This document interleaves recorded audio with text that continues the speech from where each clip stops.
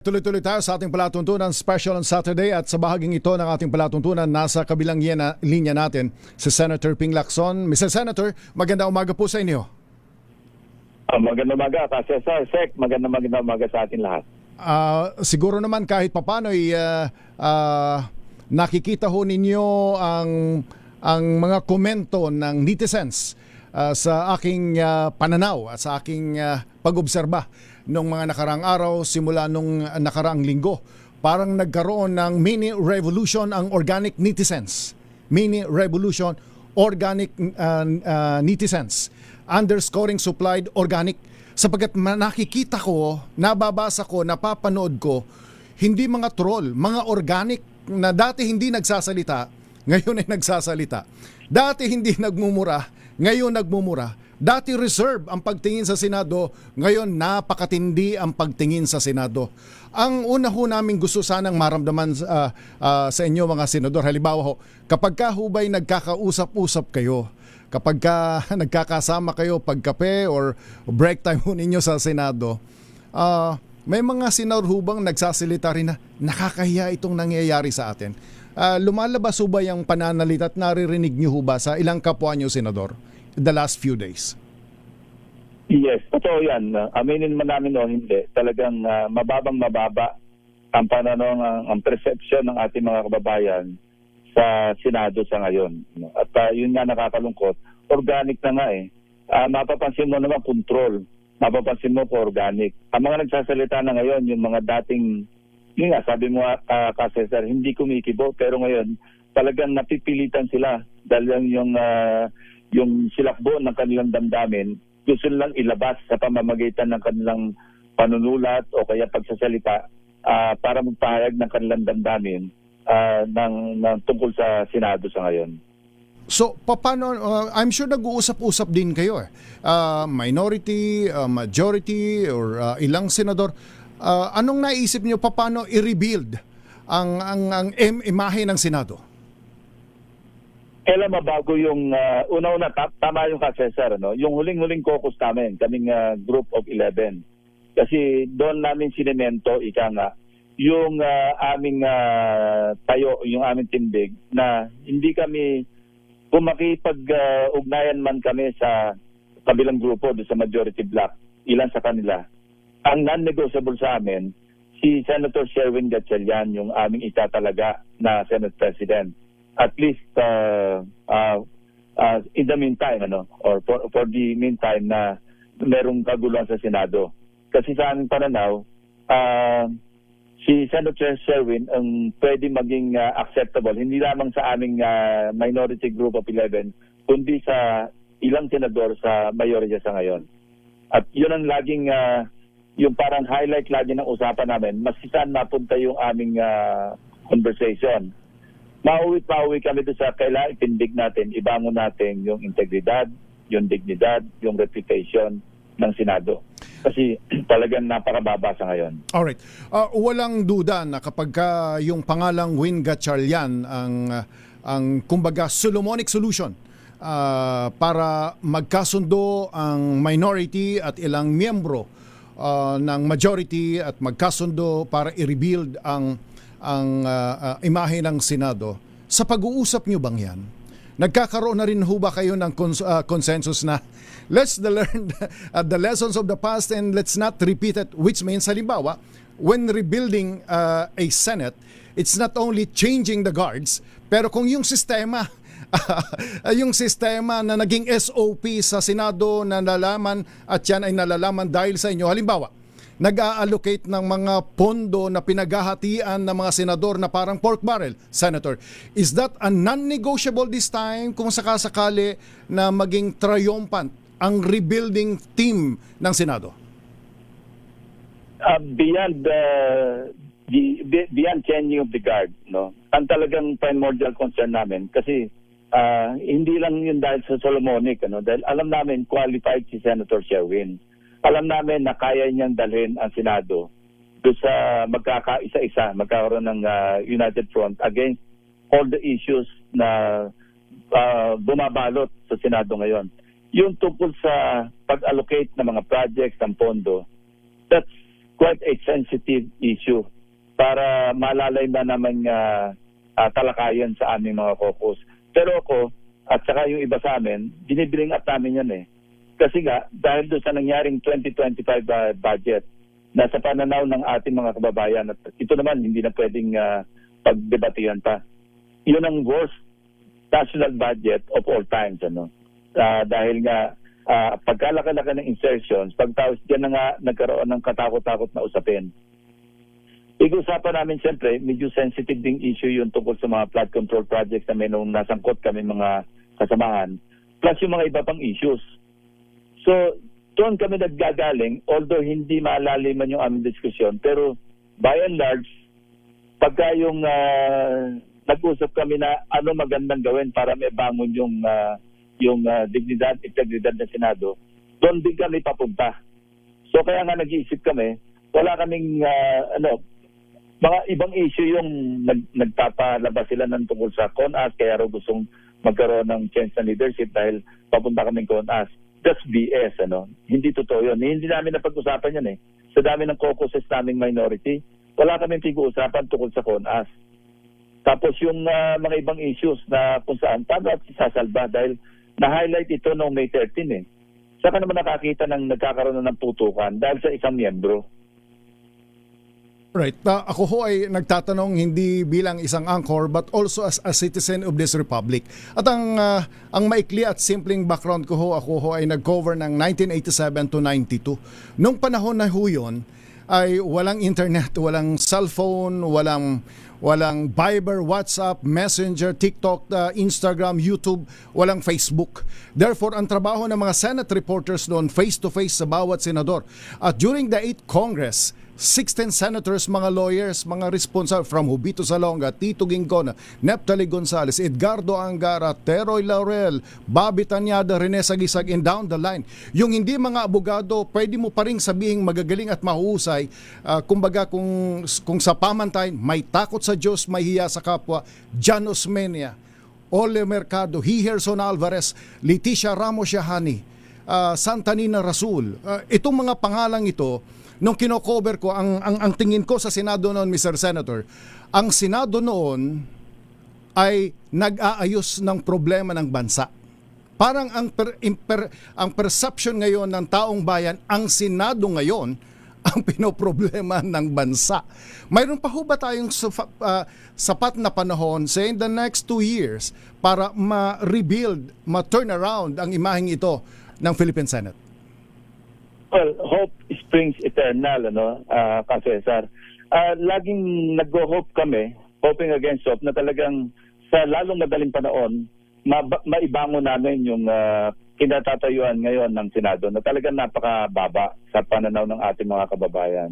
So tama ka, hindi mo nabanggit si Cablas o Play, hindi rin abogado yun. Pero yun nga, yung mga panahon, inabot ko yun eh. Yung 2001, yung first term ko, inabot ko rin yan, sina Cablas, Nene Pimentel, Joker Arroyo, Ed Angara, yung mga talagang statesmen na ituturing natin. Na talagang, ang tingin talaga, pag nakakita ng ang mga kababayan natin ng senador, nakatingala eh. Pero ngayon parang pag nakakita ng senador, kung hindi nga pantay eh, para mas mababa pa yung kanilang tingin, nakayuko pa yung mga tao natin sa figuratively speaking, Cesar. Parang gano'n ang pananaw. Nakakalungkot yun. So ano ngayon ang maganda namin gawin para maibangon? Kailangan siguro, pag-indulge kami sa self-reflection, isuriin namin yung aming mga sarili, individually and collectively, para pag-isipan namin paano ibabangon yung puri, yung kapurihan ng Senado. Wala nang ginagawa sa section hall, di ba? May mga dramatics, theatrics, tapos nagkakasigawan. Kami nung araw, medyo may sigawan din, pero pagkatapos ng debate, nagkakamayan eh. Pagkatapos ng aming nag-break kami, nag-break kami sa session, pupunta kami sa lounge. Pagkakasama kami sa isang table, nagkukwentuhan kami. Minsan, issues pa rin pag-uusapan, pero friendly at saka high level yung usapan. Nakakalungkot nga ngayon, na bakit ganyan na nangyayari. At saka, bakit nga, ewan ko, kasi mahirap sagutin ang maraming katanungan. Pero talaga ang bottom line, mag-self-reflect kaming lahat, collectively and individually. At pag-aralan namin, suriin namin, saan ba kami nagkakamali at paano namin maitutuwid. Maganda ho yung nabanggit ho ninyo, self-reflect ang ginawa ho ni Senator Salonga, Senate President Jovito Salonga, after the 1989 coup attempt, about 6 days coup attempt. Pagkatapos ho noon, ang ginawa ng Senado, dinala ni Senate President Jovito Salonga ang mga senador sa Pansol, Laguna. Nagkaroon sila ng workshop. Medyo madalas ang workshop noon. Baka nga ho, tama ho kayo. Baka nga it's about time na mag-workshop muna ho ang mga senador. By the way, hindi ko ho nabanggit si Cablas Ople sapagkat pumasok siya nung 9th Congress. Si Raul Roco, Arturo Tolentino, pumasok ho sila nung 9th Congress 1992 to 1995. Going back to the Senate now, tama ho ba ang understanding ko na yung galit, inis ng organic netizens? Kanina narinig ko pati yung business leader sa Pampanga ay nagsalita ng pagkukondina at napakaraming ganyan, mga student councils, mga civic organizations left and right, stating their manifestos condemning the Senate kung ano ang nangyari. Sir, ito ho bang itong nangyaring ito, tama ho bang understanding ko na itong galit na ito ay hindi lang doon sa nangyari last week, kundi ay bahagi ito sa kabuuhan ng nagaganap evolving the Senate kung saan ang mga senador ay nasasakdal sa matinding corruption issues, Senator? Yun sa tingin ko isang napakamalaking dahilan, yung corruption issues.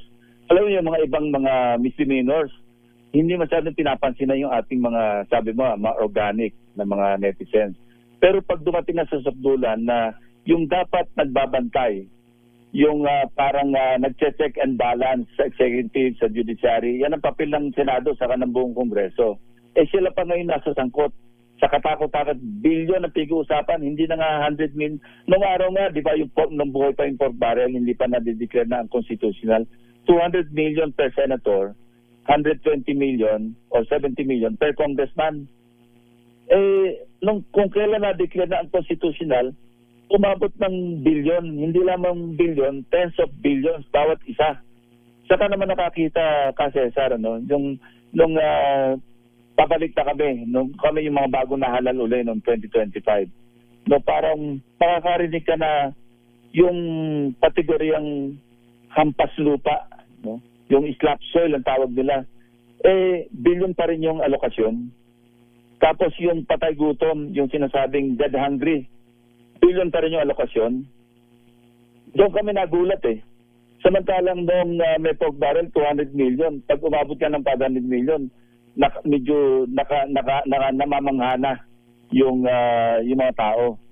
Pero ngayon, yun talaga yung isang napakahirap tanggapin sa aming sarili. Kaya sabi ko nga, maganda yung nabanggit mo kanina na siguro mag-retreat muna kaming 23, dahil yung pang 24, hindi naman talaga lulutang yun. At least, pero initiative ito ng Senate President. Alam mo kasi ang nangyari, dati ang Senate President treats himself and he is being treated by his peers as the Senate President of all, whether minority black or majority black. Pero ito mga nakaraang mga panahon, para bang yung Senate President, parang siya na lang yung Senate President ng mayorya. Medyo hindi na maganda yung transition, yung transformation. Diba dapat ibalik natin na pag na-elect ka ng Senate President, Senate President ka na ng lahat ng 23 others. Hindi nung kung sino man yung majority. Napansin ko noong Senate President si Tito Sen, wala pang tawag na all senators caucus na merong representative o kung meron man isa, dalawa, ang minority. Hindi nag-a-attend. Hindi dapat yung kami, tatandaan ko na nung panahon ng yung mga Senate President pa nung inabot namin noon, si Senator Drilon, Senator Villar, yung mga dating Senate President na inabot namin. Kapag tumawag ng all senators caucus, lahat kami present. Lahat kami nagpo-contribute sa discussion. Kung ano yung mga hindi pwede matalakay sa floor or openly, doon namin pinag-uusapan. Pero lahat kami nandun. At magkakatabi kami, hindi mo ma-distinguish sa arrangement ng upuan, sa seating arrangements, kung sino yung majority, minority. Kasi magkakatabi, halo-halo. Pero ngayon, Pag nasa lounge kami, kitang-kita mo kung sino yung majority, kung sino yung minority. At hindi ho siguro kayo magtataka, Senator, kung maraming netizens, organic netizens ang pagkaka-describe sa kaganapan sa Senado ay parang mga bata. Parang mga bata. At tulad yan, Meron parang... kang ganung komentaryo, tama. Nakakalungkot, sipin mo sa halip na, alam mo, senatos, di ba, wise, mature men, yung sa road ng araw. Pag sinabing senatos, ito yung institusyon ng mga wise at saka mga mature na mga statesmen. Pero yun nga, pag narinig ka ng komentaryo na para mga bata, edi parang naging playground yung Senado. Sa halip na, yun nga, nasa pedestal na sa tingin ng ating mga kababayan. You know, it pains me na magsalita ng ganito dahil member ako ng Senate. Pero I cannot also help but, you know, share the sentiments of your sentiment and the sentiments of netizens. Sabi mo, organic na ito eh. Hindi ito yung usual na troll na pag tinignan mo yung kanyang profile, isa yung follower, 0 yung follower, 2 yung follower. Ito, ano eh, totoo na to eh. Totoo mga tao na ito na, yun nga, dating hindi kumikibo, para kumbaga sa palayok, sa sinaing, umapaw na yung sabaw eh. Umapaw na yung tubig at hindi na kaya. Kumbaga sa vulkan, talagang sasabog na, mag-e-erupt na. Kasi nga, punong-puno na ng init, punong-puno na ng galit sa loob. Tama ho. Nabanggit ko ho yung parang bata. Saan ho ba kayo nag-aral ng elementary school, Senator? Sa Cavite, tama ho ba? Cavite? Yes. Grade school? Doon sa aming barangay, sa Bayang Luma, sa Imos, Cavite. Alright. Sa nung mga grade school ho tayo, pagka nagtatampuhan yung mga classmates natin, nagkakatampuhan sapagkat hindi nagkabatian, hindi nagkakakumustahan, hindi sinasabi yan sa panahon ng recitation sa loob ng classroom. Sinasabi yan during recess o sa labas na ng kwarto. Dito sa loob mismo ng Senado, inahayag ang tampuhan. Kaya hindi natin masisisi ang mga kababayan natin. Parang mga bata ito. Anyway, on a more serious, Senator, I need to ask you this question, Senator. Kayo lang ho ang nakakitaan ng mga kababayan natin na hindi natukso sa pork barrel. At kayo rin ho ang nakakitaan sa mga mambabata sa Senado, maybe sa House, wala ho kaming narinig na hindi quote-unquote nag-avail ng pork barrel. Naalala ko po si Joe Taruk dito sa upuan ito nung dekada 80, tinanong na si Congressman Joker Arroyo ng Makati, Mr. Congressman, bakit hindi ho ba kayo nag-avail ng Countrywide Development Fund? CDF pa ho noon. Ang sagot ni Congressman Joker Arroyo, dating Executive Secretary, later became a Senator in the 90s. Sabi na, Joe, hindi ko talaga kinuha ang Countrywide Development Fund sapagat sa mga Makati Councilor as may mahigit 21 million pa ang kanilang CDF, samantalang ang congressman noon ay 16 million lang. That was during the 8th Congress. Ang Countrywide Development Fund ng mga mambabatas was only about 15 to 16 million. Ngayon ho, billion na. We are talking about rebuilding the Senate.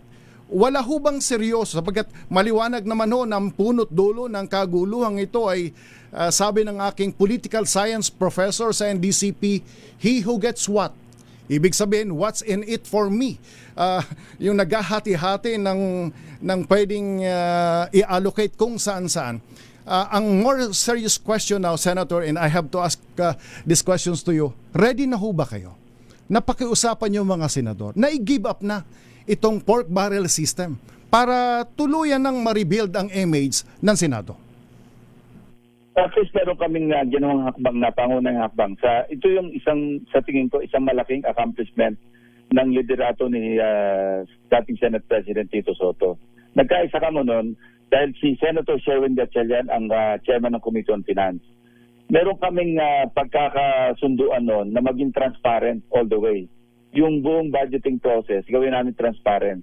From of course, yung net, hindi namin saklaw yun. Pero simula pa lamang nang nagkaroon kami ng budget deliberation sa komite, sinimulan na namin yan, gawin namin transparent, naka-open, nasa website, At lahat ng amendments, aka insertions, dapat matukoy kung sino yung nag-introduce ng amendment. Nang sa ganon, meron tayong pagtuturuan kung sakali mang magkaroon ng aberya yung mga proyekto na pinopose o galing sa amendment ng bawat mambabatas. No, dangan nga lang, siyempre, bicameral conference, hindi lahat nasunod yun. Pero kung susundan lang natin sana yung naging move at naging mood ng Senado noon, papunta na kami sa transparency ng budget eh. Kasi nanggaling na kami doon sa flood control anomalies na kung saan wala na tayo ibang pagtutuunan ng pansin kundi gawin natin transparent yung ating budget, pagpasa natin ng budget. Nandoon na kami. Sana masustain yun. Kasi pagdating ng SONA sa July 26, bibilang ka ng 30 days, nandiyan na naman yung National Expenditure Program at tatalakayan naman ng Kongreso. Ako, nagtiwala kami nung kay Tito Sen kasi nagkaisa-isa kami noon sa Senate na gawing transparent. Of course, may mangilan-ngilan na ayaw pa rin magpa-identify. Pero ako mismo, natatandaan ko sa interpellation ko kay Senator Gatchalian noon. Talagang I made it a point na gagawin natin transparent itong budget. Man lang, at least, up to that point. Hindi natin naiwasan yung mga kasama natin na meron silang mga constituencies na gusto nilang bigyan ng pabor, no? Mag-introduce sa amendment. Pero at the very least, tukuyin natin sino yung senador na yon. Yung una nga naming debate dyan, sabi niya, mahirap gawin dahil na i-identify daw ko sino yung proponent. Kasi yung iba sa mga kasama namin, ano lang addition lang para bang ayaw nilang maghanap kung saan kukunin. Ako no, ng trabaho ko tagahanap. Sumusobra na yung nahanap kong pagkukunan nung during the time of Senator Legarda as Finance Committee Chairman at saka yung mga sumunod sa kanya. Sobra yung aking binabawas kaysa doon sa aking, nagre-run din ako noon pero halimbawa, veterans sa Veterans Hospital o kaya sa DND, PNP o kaya sa DICT pero institutional lahat. Kasi hindi naman ako, kumukontra ako lagi pagka sinabing separate pa yung institutional amendments kaysa sa individual amendments. Sabi ko, anong define individual amendments? Di ba dapat ng ating amendments na introduce institutional na ito ni-request ng ahensya dahil hindi nasama sa NEP? Yun ang lagi namin pinag-debate, whether sa caucus, whether sa plenaryo, yan lagi yung line ng interpellation ko. Sa panahon ni Senator Sherwin, saka ni Tito Sen as Senate President and Finance Chairman, papunta na kami dun eh. And I hope, sa ilalim ng pamumuno ni Senate President Alan Peter Cayetano, masustain na yung ganon, na kami na yung maging halimbawa na parang pagdating nga sa pagitan ng dalawang houses, kami na yung parang pinaka-big brother na tinitingala nila para sa pagbalangkas bandang ng national budget, maayos. Alright, last question, Sir Ping. Meron ho bang changes sa pagbabalik ng mga senador sa Senado? In the works, kasi ganyan naman talaga eh. Sabi ko parang rebellion yan continuing crime yan eh. Na yung minorya, mayorya, wala naman permanente dyan. Yung members ng yung minority block, sigurado magpaplano yan kung paano naman sila maging majority block. Yun ho bang in the works na sa 70-80% na? Kasi napaka-nipis, precarious yung 12-11 eh, kasi wala nga Senator Bato. Maski nga hindi magkaroon ng change ng leadership ng Senate presidency. Isa lang yung tumawid. Kami na yung masusunod sa floor eh, yung new majority. Kasi majority yung numero, 12 against 11. Sa pagpili pa lamang ng chairman o chairpersons ng mga komite, ang masusunod yung new majority na hindi kanila yung Senate President. Kung dalawa yung tatawid, of course, palitan ng Senate President. Pero isa lang yung makatawid, no? Ang ibig sabihin doon, parang virtual Senate President, yung minority leader. Kasi lahat ng motions, at least sa mga major issues, na magkakaisa yung members na majority block at saka pag-chair ng mga committees, mapupunta sa mga majority block na hindi kanilang Senate President. So ang maging situation, awkward and unique because the Senate President parang relegated na lang siya as a presiding officer, period. What will break the camel's back, so to speak? Konsensya? I hope, ayoko naman sabihin na baka naman sabihin wala, titignan ko sila na walang konsensya. I just hope na merong mga kasama kami na dati naming kasama, no? Kasi lipat-lipatan lang naman yun eh. Na ma-realize nila yung kinasadlakan ng Senado sa ngayon at maisip na ano ba maiko-contribute ko para mabago yung takbo sa Senado. Baka sakaling gano'n ang pumasok sa kanilang isipan at magbalik loob. Sabihin natin magbalik loob. Kung hindi man, yung mga dati na talagang nasa majority sa kampo nila, makaisip na itry naman natin yung ibang leader na baka sakaling, bagong leader, fresh blood, si Senator Sherwin. Baka naman sakaling pumangat yung integridad, yung dignidad ng Senado. Alright. Sir Ping, maraming salamat po at marami kaming napulot sa paliwanag ho ninyo sa umaging ito. Magandang umaga po. Thank you. Good morning.